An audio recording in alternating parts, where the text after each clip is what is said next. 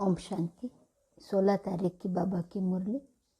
मीठे बच्चे, बाप को और चक्र को याद करो।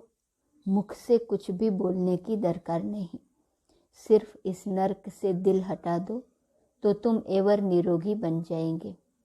प्रश्न: बाप डायरेक्ट आकर अपने बच्चों की श्रेष्ठ प्रारब्ध बनाने के लिए कौन सी राय देते हैं? उत्तर: बच्चे, अब तुम्हारा सब कुछ खत्म होने वाला है, कुछ भी काम नहीं आएगा, इसलिए सुदामे की तरह अपनी भविष्य प्रारब्ध बना लो। बाप डायरेक्ट आया है तो अपना सब कुछ सफल कर लो। हॉस्पिटल कम कॉलेज खोल दो जिससे बहुतों का कल्याण हो। सबको रास्ता बताओ, श्रीमत पर सदा चलते रहो। ओम शांति। बेहद का बाप बच्चों को समझा रहे हैं। समझाया उसको जाता है जो बेसमझ होते हैं। तुम जानते हो बरोबर सब पतित हैं और पतित पावन बाप को याद करते हैं। पतित मनुष्य को जरूर बेसमझ कहेंगे। सभी बुलाते हैं कि हे पतित पावन, आकर हमको पावन बनाओ। भारतवासी जानते हैं कि सतयुग में यह भारत पावन था, पावन गृहस्थ धर्म था। इस समय पतित गृहस्थ अधर्म है। धर्मात्मा पावन कहा जाता है। इस भारत में 5000 वर्ष पहले जब लक्ष्मी नारायण का राज्य था तो उनको पावन राज्य कहा जाता था। नर और नारी दोनों पावन थे। बाप बैठ समझाते हैं, आधा कल्प से भक्ति मार्ग चला है। जप तप आदि करना, वेद अध्ययन करना, यह सब भक्ति मार्ग है। इससे मुझे कोई प्राप्त नहीं कर सकता।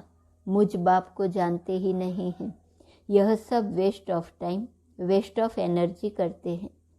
द्वापर से लेकर भक्ति मार्ग शुरू होता है, फिर देवताएं वाम मार्ग में जाते हैं।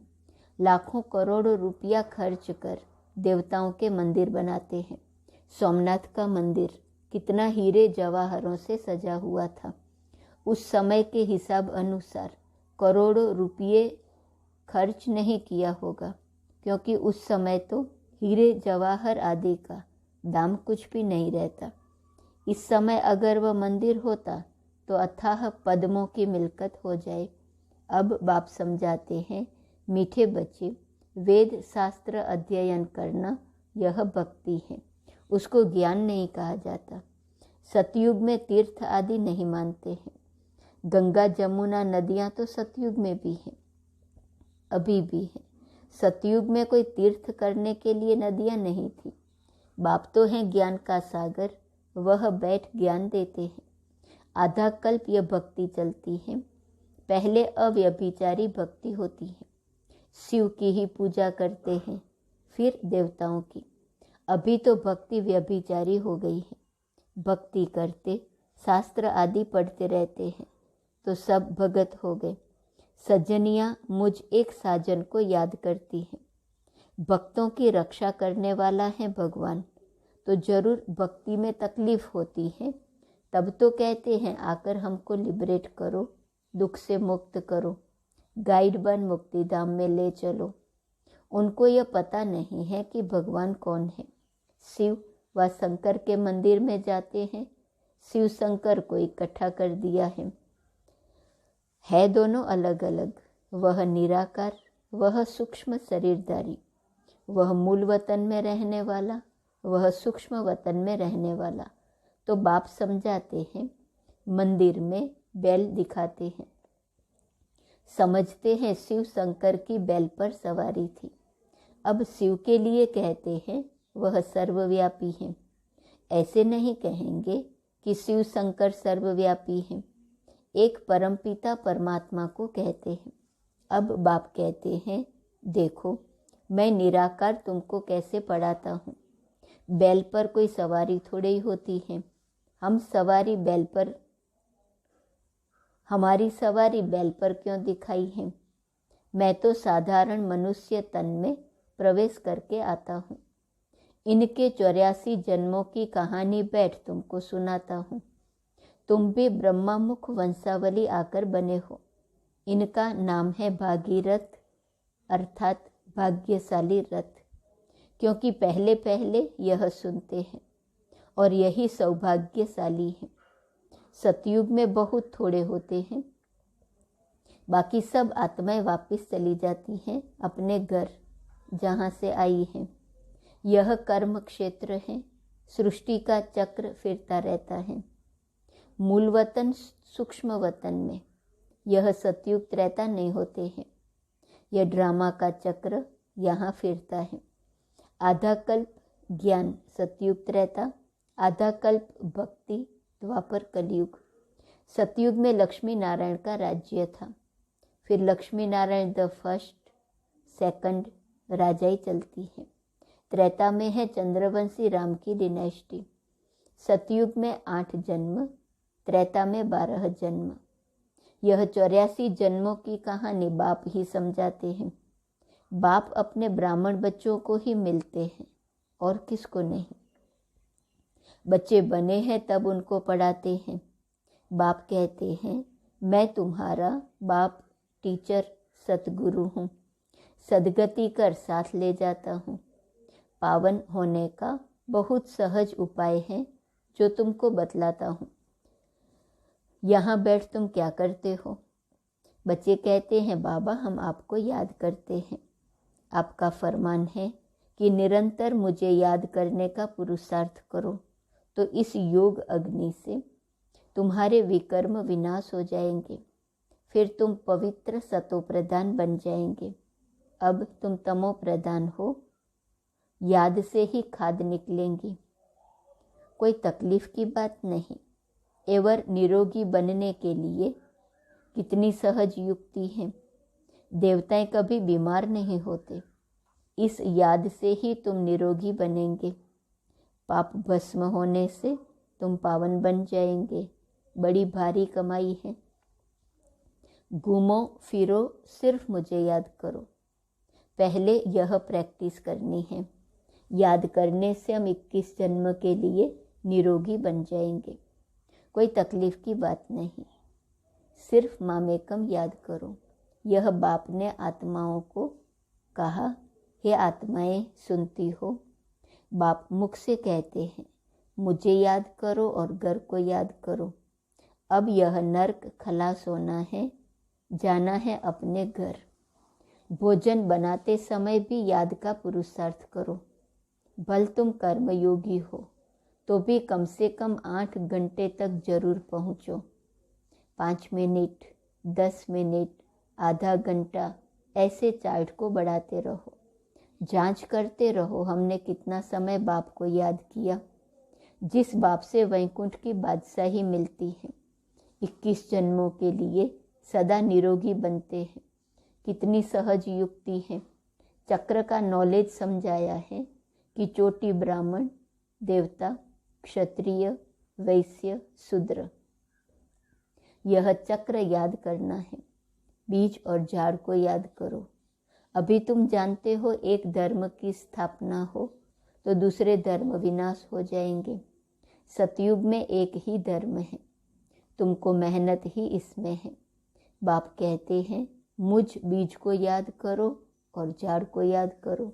अलग अलग रीति से आज बाबा याद की युक्तियाँ बता रहे हैं। स्थापना, विनाश और पालना, यह है बहुत सहज। सहज योग और सहज ज्ञान। बीज से झाड़ कैसे निकलता है, यह तुम्हारी बुद्धि में ज्ञान है। रहो बल गृहस्थ में, परंतु पवित्र रहना है। यह तो अच्छा है न। बाप कहते हैं 63 जन्म तुमने नरक में गोते खाए हैं, पाप किए।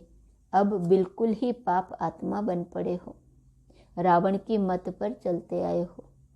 गांधी भी राम राज्य चाहते थे, इसका मतलब रावण राज्य में थे।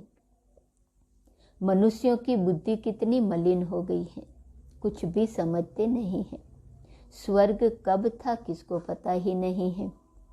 लक्ष्मी नारायण को 5000 वर्ष हुए हैं, यह भी किसको मालूम नहीं है। सतयुग की आयु लाखों वर्ष कह देते हैं। आधा कल्प है ज्ञान, आधा कल्प है भक्ति। फिर जब पुरानी दुनिया हो जाती है तो आता है वैराग। इस नरक से दिल हटा देते हैं। तुम यहाँ बैठे बहुत कमाई करते हो। बाप कहते हैं तुम चक्रवर्ती राजा बनते हो। यह तुम्हारा अंतिम 84वां जन्म है। विनाश सामने खड़ा है। मृत्यु लोक का विनाश, अमर लोक की स्थापना हो रही है। अमरनाथ बाबा से हम सत्य नारायण बनने की सत्य कथा सुन रहे हैं। है एक कथा। शास्त्र आदि कितने ढेर बनाए हैं, करोड़ पदम रुपये खर्च करते हैं, है सब झूठ। बाप सच बताए, सचखंड की स्थापना करते हैं। कितना अच्छी रीति समझाया जाता है। कैसी भी अबलाएं, गणिकाएं, अहिल्याएं उस स्वर्ग का मालिक बन सकती हैं। तुम्हारे पास अभी क्या रखा है? अमेरिका में क्या है? बड़े बड़े महल हैं, वह तो अभी गिरे की गिरे। स्वर्ग में तो अकिचार धन था, यहाँ तो धन है ही नहीं। अमेरिका के व्हाइट हाउस को क्या लूटेंगे? कुछ भी रखा नहीं है। वहाँ सतयुग में तो गरीब से गरीब का महल भी यहाँ से अच्छा होगा। चांदी सोना लगा हुआ होगा। वहाँ सब सस्ताई रहती है, सबको अपनी जमीन रहती है। सुदामे का मिसाल है ना। भक्ति मार्ग में 2 मुट्ठी ईश्वर अर्थ देते आए हो। कई 5, 10, 100 रुपये भी दान करते हैं, जिसका एवज दूसरे जन्म में मिलता है। इसलिए ही मनुष्य दान पुण्य आदि करते हैं। कोई हॉस्पिटल खोलते हैं तो दूसरे जन्म में तंदुरुस्ती अच्छी मिलती है, कोई बीमारी नहीं होती है। कोई कॉलेज बनाते हैं तो दूसरे जन्म में पढ़कर होशियार हो जाते हैं। एक जन्म का फल दूसरे जन्म में मिलता है। अब परमपिता परमात्मा बाप तो दाता है। बाप कहते हैं, बच्चे एक हॉस्पिटल कम कॉलेज खोलो, इसमें बहुतों का कल्याण होगा। इसका फल तुमको 21 जन्म के लिए मिलेगा। वह है इनडायरेक्ट 1 जन्म के लिए, यह है डायरेक्ट 21 जन्मों के लिए प्रारब्ध मिलती है। क्योंकि अब बाप डायरेक्ट बैठे हैं, समझाते हैं, मैं तुम्हारा सब कुछ समझाते हैं, तुम्हारा सब कुछ खत्म होने वाला है। महल माड़ियाँ सब मिट्टी में मिल जानी है। इसलिए अब भविष्य की कमाई करो जो तुम्हारे काम आए। जो भी आए उसको रास्ता बताओ। बाप को याद करो तो तुम्हारी कट निकलेंगी। पारलौकिक बाप हैं। बाप कहते हैं, श्रीमत पर चलने से तुम स्वर्ग के मालिक पारस बुद्धि बन सकते हो। कितनी युक्तियाँ भी समझाते रहते हैं। हर एक के कर्म का हिसाब अपना अपना है। बाप कर्म अकर्म विकर्म की गति बैठ समझाते हैं। कोई भी तकलीफ हो तो सर्जन के पास आकर श्रीमत लो। अहिल्याओं कुब्जाओं सबको यह रास्ता बताना है। पवित्रता पर ही हंगामा होता आया है। विष नहीं दिया तो मारने लग पड़ते, घर से निकाल देते हैं, कितना हंगामा करते हैं। बाबा कहते हैं, इस ज्ञान यज्ञ में असुरों के विघ्न बहुत पड़ेंगे, अबलाओं पर अत्याचार बहुत होंगे और सत्संगों में कभी अत्याचार नहीं होते हैं, यहाँ पर विघ्न पड़ते हैं। बाबा कहते हैं, कितने पतित बन पड़े हैं। अभी तुम पवित्र बनते हो पावन दुनिया का मालिक बनने के लिए। बाप का फरमान है, यह अंतिम जन्म पवित्र बन मुझे याद करो तो विकर्म विनाश हो। इसका नाम ही है सहज राजयोग। और कोई शास्त्रों में यह युक्ति नहीं है। गीता में है, देह के सब धर्म त्याग, मुझ अपने बाप को याद करो। अब श्री कृष्ण तो भगवान है नहीं। भगवान सब आत्माओं का बाप एक है। शरीर का लोन लिया है। यह है भाग्यशाली रथ। इनको खुशी तो होती है कि मेरा शरीर भगवान काम में लाते हैं। इस शरीर में बाप आकर सबका कल्याण करते हैं। बाकी बैल आदि नहीं है। इन बातों को नया क्या समझे।